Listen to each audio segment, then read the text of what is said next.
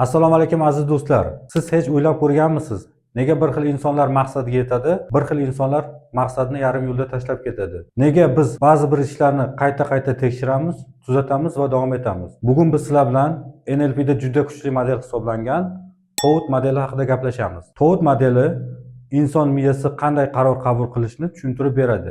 Videoni oxirigacha ko'rsanglar, o'z xatti-harakatinglarni boshqarishni o'rganasizlar. TOWT modeli NLPdan oldin 1960-yillarda olimlar Pribram, Galanter, Miller tomonidan yaratilgan model hisoblanadi. Ularning bosh g'oyasi inson xulqini tushuntirish bo'lgan. Aniqlik kiritadigan bo'lsak, inson xulqi tasodifiy emas, u maqsadga qaratilgan va teskari aloqa orqali tekshiradi. TOWT modeli bu 4 bosqichli model hisoblanadi. Agar doskamizga e'tibor qaratadigan bo'lsak, yana yozib qo'yganmiz. Test 1 hozirgi holatimiz, ikkinchi bosqich operate harakatlarimiz, uchinchi bosqich T2 bizlarga kerakli holat va to'rtinchi bosqich exit, demak chiqish, yakun. Bu model shuni anglatadiki, inson miyasi sinab ko'r, tekshir, tuzat hamda yakunla prinsipiga asoslanadi. Modelimizni hayotiy misol orqali tushuntiramiz. T1 birinchi bosqich, ya'ni hozirgi holatimiz. Misol, siz ochsiz, miya signal beradi. Men ochman. Bu test 1 bosqichi yoki hayotiy misol. Pul yetmayapti, vaqt yetmayapti, natija yo'q. Munosabat sovuqlashmoqda. Bularning hammasi T1 bosqichi. Ya'ni miya savol beradi. Menga nima yetmayapti? Hozirgi holatim qoniqarlimi? Agar javob yo'q bo'lsa, biz ikkinchi operate bosqichiga o'tamiz.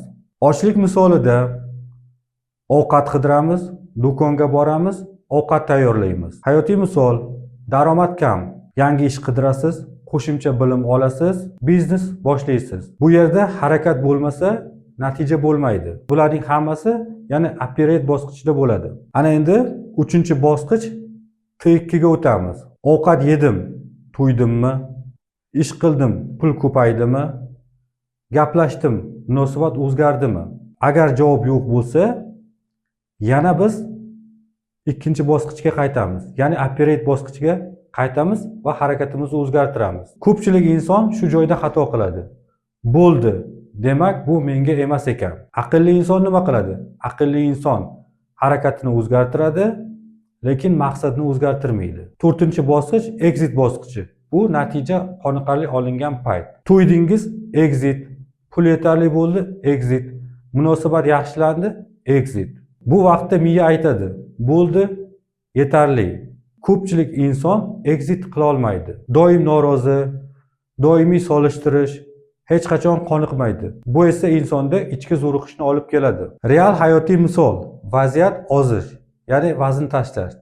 Test 1 oynaga qaradi, ortiqcha vazn.